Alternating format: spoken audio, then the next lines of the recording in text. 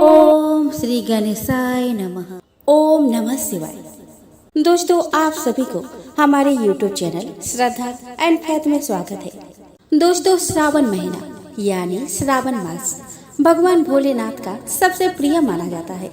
इस महीने में शिवलिंग पूजा का विशेष महत्व माना जाता है। इसके अलावा इस दौरान पड़ने वाले श्रावण सोमवार व्रत का भी अपना खास महत्व है। मान्यताओं के अनुसार जो व्यक्ति श्रावण में आने वाले सभी सोमवार का विधि विधान से व्रत करता है, उसे 16 सोमवार व्रत का फल एक साथ प्राप्त हो जाता है। इस बार श्रावण सोमवार में एक अद्भुत संयोग बन रहा है। दोस्तों, इस बार श्रावण महीने में कुल 5 सोमवार व्रत पड़ेंगे। पहला 22 जुलाई को, दूसरा 29 जुलाई को, तीसरा 5 अगस्त को, चौथा 12 अगस्त को और पांचवा 19 अगस्त को पड़ेगा। दोस्तों, श्रावण का महीना जिसे उत्तर भारतीय राज्यों में सावन महीने के रूप में भी जाना जाता है, हिंदू धर्म में सबसे पवित्र महीनों में से एक माना जाता है। अपने धार्मिक महत्व और रीति रिवाजों के लिए जाना जाने वाला यह महीना भगवान शिव को समर्पित है और भगवान शिव का आशीर्वाद पाने के लिए इसे शुभ माना जाता है। पूरे महीने विशेष पूजा अनुष्ठान और समारोह किए जाते हैं। हिंदू धर्म में श्रावण का महीना बहुत महत्वपूर्ण होता है। इसे साल का सबसे पवित्र महीना माना जाता है और यह भगवान शिव को समर्पित होता है।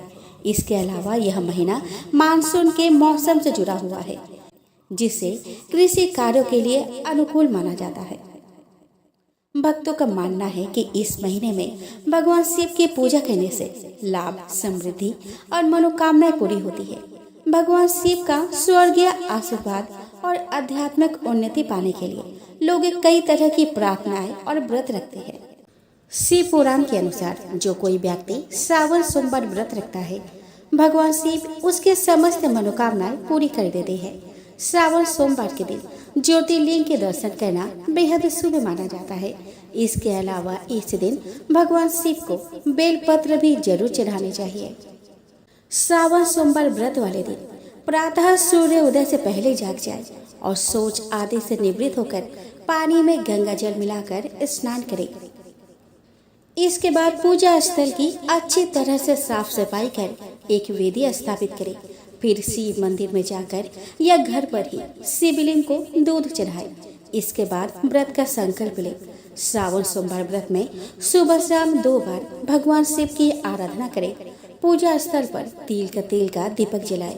अगर तिल का तेल ना हो तो शुद्ध घी का भी दीपक जला सकते हैं। इसके बाद भगवान शिव को पुष्प अर्पित करें और उन्हें सुपारी, पंचामृत, धतूरा, भांग और बेलपत्र चढ़ाए। शाम में श्रावण व्रत कथा का पाठ अवश्य करें।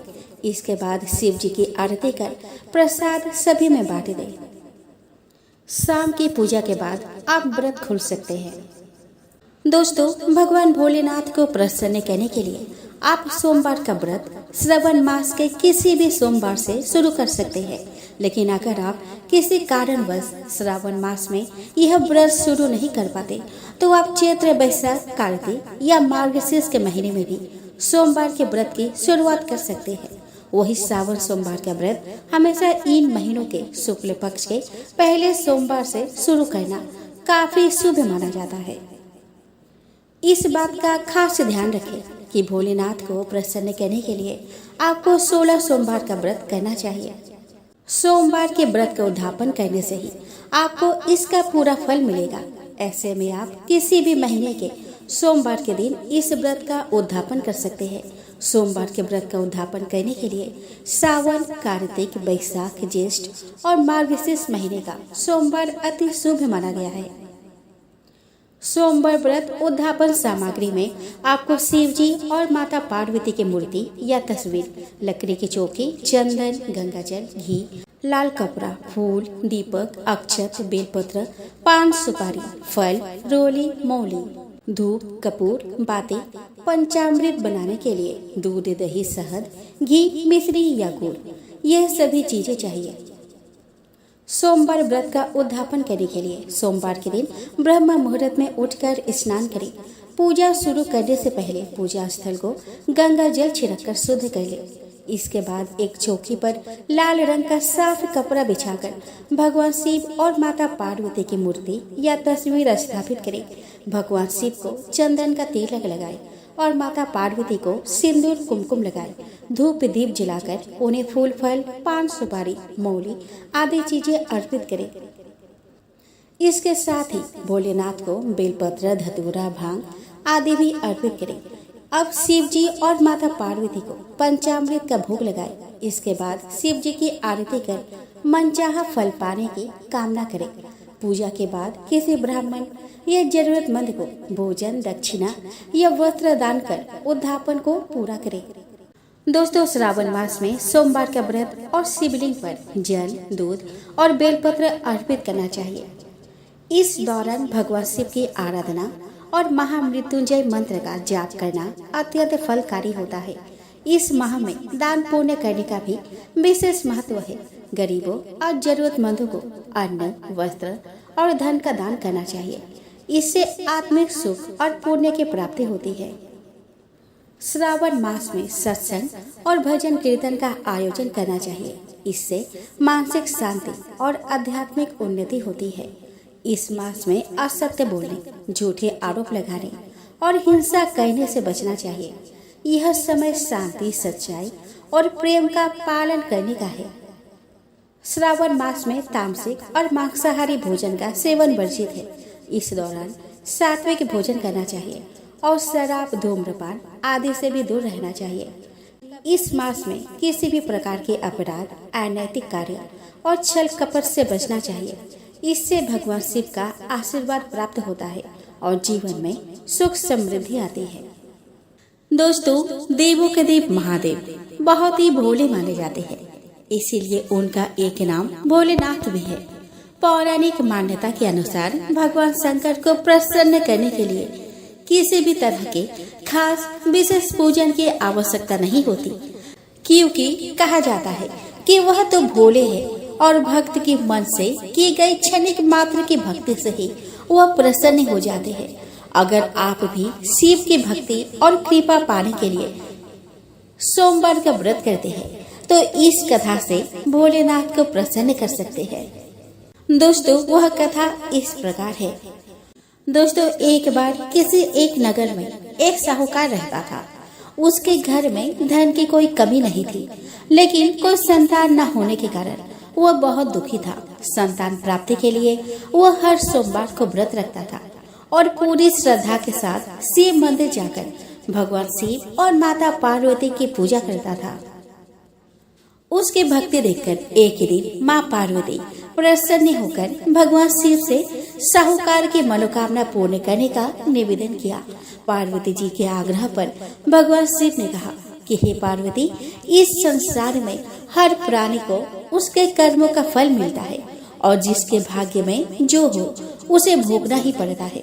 लेकिन पार्वती जी ने साहूकार की भक्ति देखकर उसकी मनोकामना पूर्ण करने की इच्छा व्यक्त की। माता पार्वती के आग्रह पर शिव जी ने साहूकार को पुत्र प्राप्ति का वरदान तो दे दिया, लेकिन उन्होंने बताया कि यह बालक 12 वर्ष तक ही जीवित रहेगा। माता पार्वती और भगवान शिव की बातचीत को साहूकार सुन रहा था, इसलिए उसे न तो इस बात की खुशी थी और न ही दुख। वो पहले की भांति शिव जी की पूजा करता रहा। कुछ समय बाद साहूकार की पत्नी ने एक पुत्र को जन्म दिया। जब वह बालक 11 वर्ष का हुआ तो उसे पढ़ने के लिए काशी भेज दिया गया। साहूकार ने पुत्र के मामा को बुलाकर उसे बहुत सारा धन देते हुए कहा कि तुम इस बालक को काशी विद्या प्राप्ति के लिए ले जाओ। तुम लोग रास्ते में यज्ञ कराते जाना और ब्राह्मणों को भोजन दक्षिणा देते हुए जाना। दोनों मामा भांजे इसी तरह यज्ञ कराते और ब्राह्मणों को दान दक्षिणा देते काशी नगरी निकल पड़े। इस दौरान रात में एक नगर पड़ा जहाँ नगर के राजा की कन्या का विवाह था, लेकिन जिस राजकुमार से उसका विवाह होने वाला था वह एक आंख से काना था। राजकुमार के पिता ने अपने पुत्र के काना होने की बात को छुपाने के लिए उसने सोचा कि क्यों न मैं साहूकार के पुत्र को दूल्हा बनाकर राजकुमारी से विवाह करा दूं। विवाह के बाद इसको धन देकर विदा कर दूंगा और राजकुमारी को अपने नगर ले आऊंगा। लड़के को दूल्हे के वस्त्र पहनाकर राजकुमारी से विवाह करा दिया गया। साहूकार का पुत्र ईमानदार था। उसे यह बात सही नहीं लगी, इसलिए उसने अवसर पाकर राजकुमारी के दुपट्टे पर लिखा कि तुम्हारा विवाह तो मेरे साथ हुआ है, लेकिन जिस राजकुमार के संग तुम्हें भेजा जाएगा वो एक आंख से काना है। मैं तो काशी पढ़ने जा रहा हूँ। जब राजकुमारी ने चुन्नी पल्ली की बातें पढ़ी तो उसने अपने माता पिता को यह बात बताई। राजा ने अपनी पुत्री को विदा नहीं किया, फिर बारात वापस चली गई। दूसरी ओर साहूकार का लड़का और उसका मामा काशी पहुँचे और वहाँ जाकर उन्होंने यज्ञ किया। जिस दिन लड़का 12 साल का हुआ उस दिन भी यज्ञ का आयोजन था। लड़के ने अपने मामा से कहा कि मेरी तबीयत कुछ ठीक नहीं है। मामा ने कहा कि तुम अंदर जाकर आराम कर लो। शिव जी के वरदान अनुसार कुछ ही देर में उस बालक के प्राण निकल गए। मृत भांजे को देखकर उसके मामा ने विलाप करना शुरू किया। संजोग बस उसी समय शिव जी और माता पार्वती उधर से जा रहे थे। पार्वती माता ने भोलेनाथ से कहा कि स्वामी, मुझे इसके रोने के स्वर सहन नहीं हो रहा। आप इस व्यक्ति के कष्ट को अवश्य दूर करें। जब शिव जी मृत बालक के समीप गए तो वह बोले कि यह उसी साहूकार का पुत्र है जिससे मैंने 12 बरस की आयु का वरदान दिया था। अब इसकी आयु पूरी हो चुकी है। लेकिन मातृ भाव से विभोर माता पार्वती ने कहा कि हे महादेव, आप इस बालक को और आयु देने की कृपा करें, अन्यथा इसके वियोग में इसके माता पिता भी तड़प तड़प कर मर जाएंगे। माता पार्वती के पुनः आग्रह पर भगवान शिव ने उस लड़के को जीवित होने का वरदान दे दिया। शिव जी की कृपा से वह लड़का जीवित हो गया। शिक्षा पूरी करके लड़का मामा के साथ अपने नगर की ओर वापस चल दिया। दोनों चलते हुए उसी नगर में पहुँचे जहाँ उसका विवाह हुआ था। उस नगर में भी उन्होंने यज्ञ का आयोजन किया। उस लड़के के ससुर ने उसे पहचान लिया और महल में ले जाकर उसकी खातिरदारी की और अपने पुत्री को विदा किया।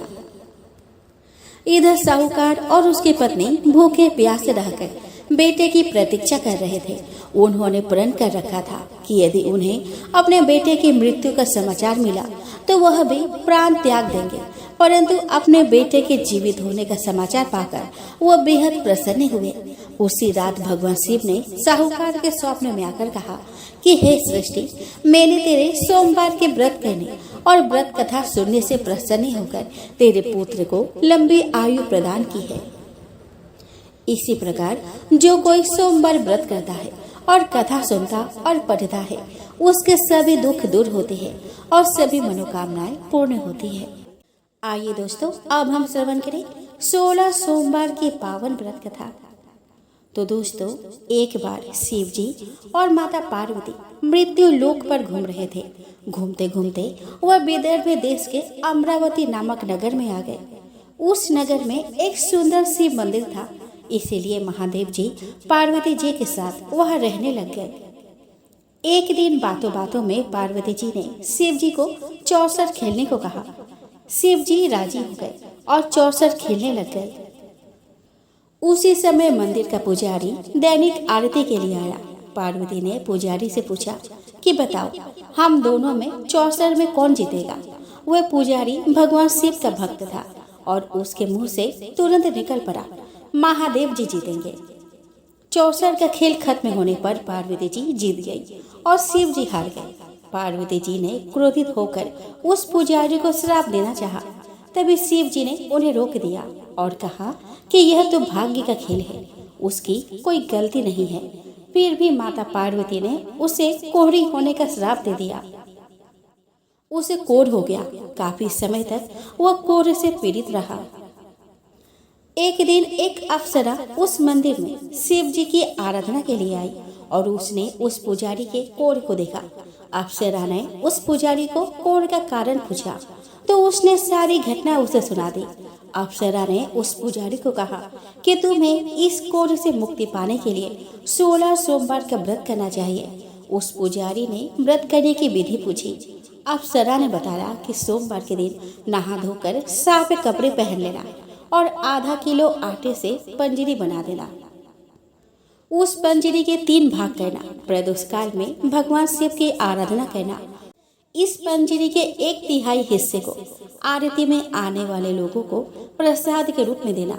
इस तरह 16 सोमवार तक यही विधि अपनाना। 17वें सोमवार को 1/4 गेहूं की आटा से चूरमा बना देना और शिव जी को अर्पित कर लोगों में बांट देना। इससे तुम्हारा कोढ़ दूर हो जाएगा। इस तरह 16 सोमवार व्रत करने से उसका कोढ़ दूर हो गया और वह खुशी खुशी रहने लगा। एक दिन शिव जी और पार्वती जी दोबारा उस मंदिर में लौटे और उस पुजारी को एकदम स्वस्थ देखा। पार्वती जी ने उस पुजारी से स्वस्थ होने का राज पूछा। उस पुजारी ने कहा कि उसने 16 सोमवार व्रत किए जिससे उसका कोढ़ दूर हो गया। पार्वती जी इस व्रत के बारे में सुनकर बहुत प्रसन्न हुई। उन्होंने भी यह व्रत किया और इससे उनका पुत्र वापस घर लौट आया और आज्ञाकारी बन गया। कार्तिकेय ने अपनी माता से उनके मानसिक परिवर्तन का कारण पूछा जिससे वो वापस घर लौट आए। पार्वती ने उन्हें इन सब के पीछे 16 सोमवार व्रत के बारे में बताया। कार्तिकेय यह सुनकर बहुत खुश हुए। कार्तिकेय ने अपने दूर गए ब्राह्मण मित्र से मिलने के लिए उस व्रत को किया और 16 सोमवार होने पर उसका मित्र उनसे मिलने विदेश से वापस लौट आया। उनके मित्र ने इस राज का कारण पूछा तो कार्तिकेय ने 16 सोमवार व्रत की महिमा बताई। यह सुनकर उस ब्राह्मण मित्र ने भी विवाह के लिए 16 सोमवार व्रत रखने के लिए विचार किया। एक दिन राजा अपने पुत्री के विवाह की तैयारी कर रहा था। कई राजकुमार राजा के पुत्र से विवाह करने के लिए आए। राजा ने एक शर्त रखी कि जिस भी व्यक्ति के गले में हथिनी वरमाला डालेगी उसके साथ ही उसके पुत्री का विवाह होगा। वो ब्राह्मण भी वही था और भाग्य से उस हथिनी ने उस ब्राह्मण के गले में वरमाला डाल दी और शर्त के अनुसार राजा ने उस ब्राह्मण से अपने पुत्री का विवाह करा दिया। एक दिन राजकुमारी ने ब्राह्मण से पूछा कि आपने ऐसा क्या पुण्य किया जो हथिनी ने दूसरे सभी राजकुमारों को छोड़कर आपके गले में वरमाला डाली। उसने कहा कि प्रिय, मैंने अपने मित्र कार्तिकेय के कहने पर 16 सोमवार के व्रत किए थे। उसी के परिणाम स्वरूप तुम लक्ष्मी जैसी दुल्हन मुझे मिली। राजकुमारी यह सुनकर बहुत प्रभावित हुई और उसने भी पुत्र प्राप्ति के लिए 16 सोमवार का व्रत रखा। फलस्वरूप उसके एक सुंदर पुत्र का जन्म हुआ और जब पुत्र बड़ा हुआ तो पुत्र ने पूछा कि माँ, आपने ऐसा क्या किया जो आपको मेरे जैसा पुत्र मिला। उसने भी पुत्र को 16 सोमवार व्रत की महिमा बताई। यह सुनकर उसने भी राजपाट की इच्छा के लिए यह व्रत रखा।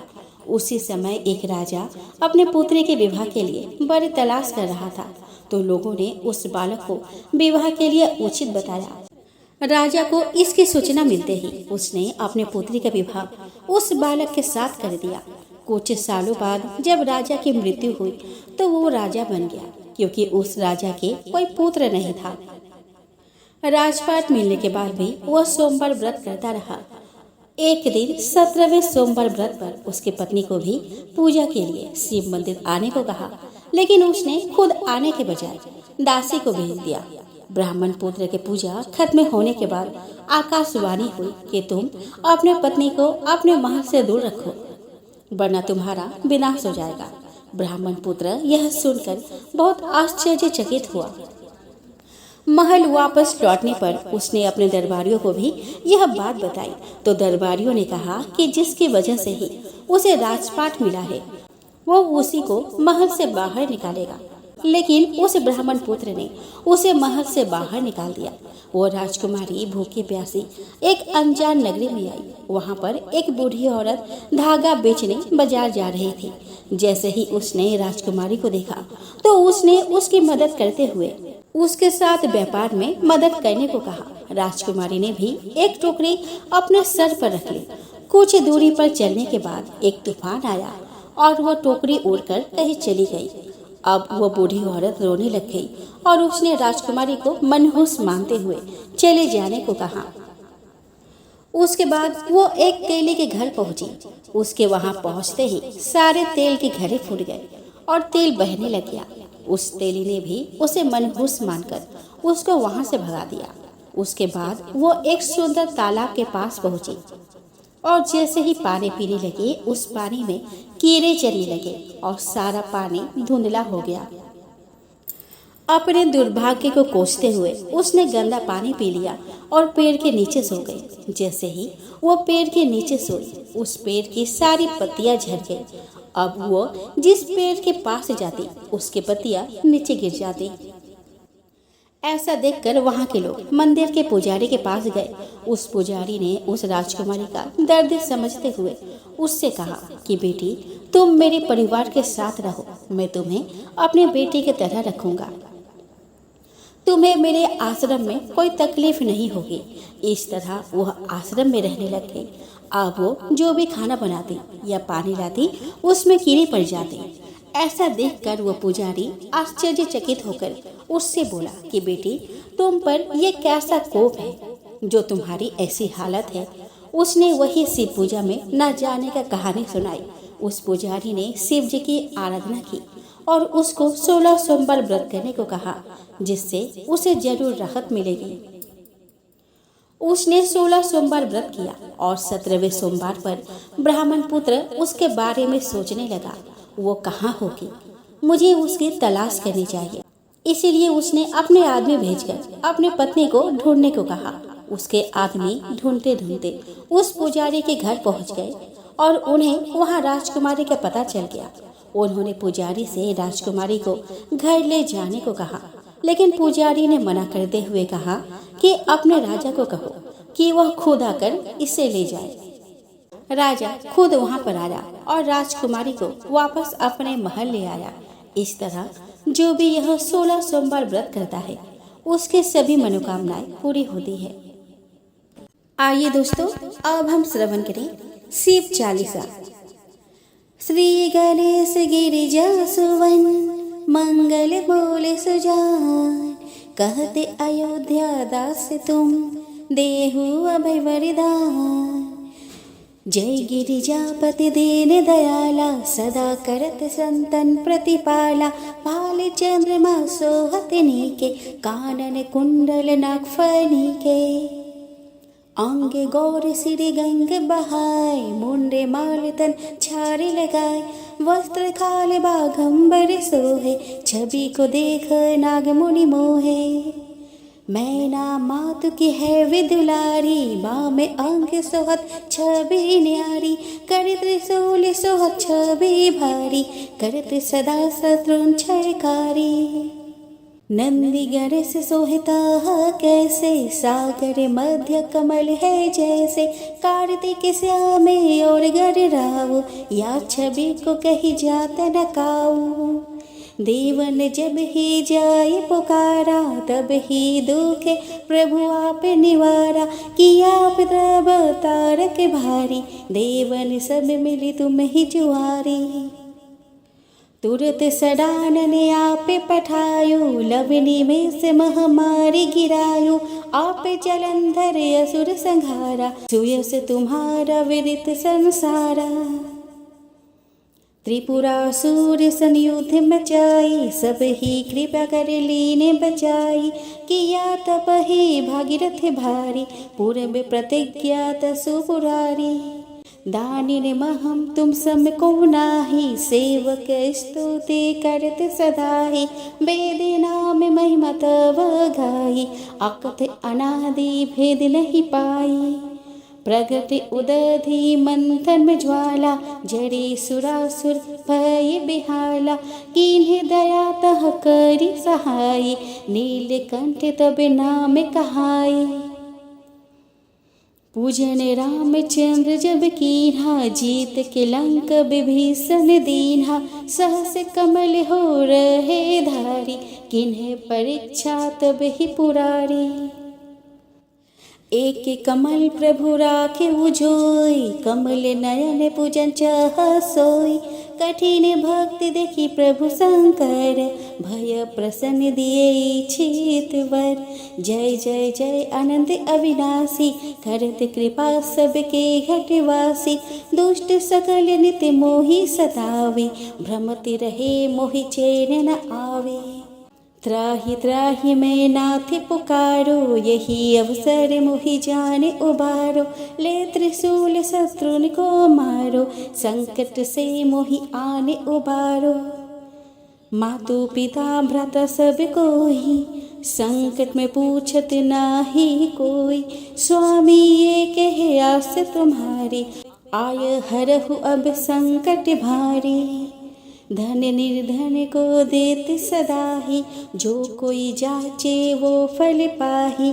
अस्तुति के ही विधि करो तुम्हारी, क्षम हो नाथ अब चूके हमारी। शंकर हो संकट के नाशन, मंगल कारण विघ्न विनाशन। योगी यति मुनि ध्यान लगावे, नारद सारद शीस नवावे। नमो नमो जय नमो शिवाय, सूर्य ब्रह्मादि के पार न पाए। जो यह पाठ करे मन लाई, ता पार होते है शंभु सहाय। ऋणियो जो कोई हो अधिकारी, पाठ करे सो पावन हारी। पुत्रहीन करे इच्छा कोई, निश्चय शिव प्रसादित ही होई। पंडित त्रयोदशी को लावे, ध्यान पूर्वक होम करावे। त्रयोदशी व्रत करे हमेशा, तन नहीं ताकि रहे कलेसा। धूप दीप नैवेद्य चढ़ावे, शंकर सम्मुख पाठ सुनावे। जन्म जन्म के पाप नसावे, अंत्यवास शिव पूरे में पावे। कहे अयोध्यास तुम्हारी, जाने सकल दुख हरहु हमारी। नित्य नेम कर प्रातः ही, पाठ करो चालीसा। तुम मेरी मनोकामना पूर्ण करो जगदीश। मगसर छठी हेमंत ऋतु, संवत 64 जान। स्तुति 40 शिव ही, पूर्ण की निकल्या। आइए दोस्तों, अब हम श्रवण करें शिव जी की आरती। ओम जय शिव ओंकारा, स्वामी जय शिव ओंकारा। ब्रह्मा विष्णु सदा शिव, हरिधांगी धारा। ओम जय शिव ओंकारा। एकानन चतुरानन, पंचानन राजे।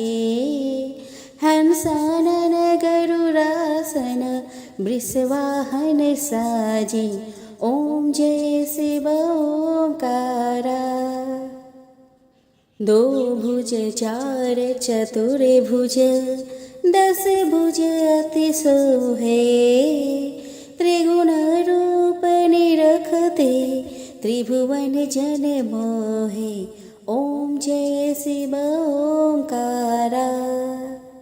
अक्षमाला बनमाला, मुंडमाला धारी। त्रिपुरारी कंसारी, बरमाला धारी। ओम जय शिव ओंकारा। श्वेतांबर पीतांबर, बाघंबर अंगे। सनकादिक गरुणादिक, भूतादिक संगे। ओम जय शिव ओंकारा। कर के मध्य कमंडलो, चक्र त्रिशूलधारी। सुखकारी दुखहारी, जग पालनकारी। ओम जय शिव ओंकारा। ब्रह्मा विष्णु सदा शिव, जानत अविवेका। मधु कटभ दो मारी, सूर भय करे। ओम जय शिव ओंकारा। लक्ष्मी वो सावित्री, पार्वती संगा। पार्वती अर्धांगी, शिवल हरि गंगा। ओम जय शिव ओंकारा। पर्वत सोहे पार्वती, शंकर कैलासा। भांग धतुर का भोजन भस्मी में वासा। ओम जय शिव ओंकारा। जटा में गंग बहत है गल मुंडन माला। शेष नाग लिपटावत ओढ़त मृग छाला। ओम जय शिव ओंकारा। काशी में विराजे विश्वनाथ नंदी ब्रह्मचारी। नीत उठा दर्शन पावत महिमाति भारी। ओम जय शिव ओंकारा। त्रिगुण स्वामी जी की आरती जो कोई नर गावे। कहत शिवानंद स्वामी मन वांछित फल पावे। ओम जय शिव ओंकारा।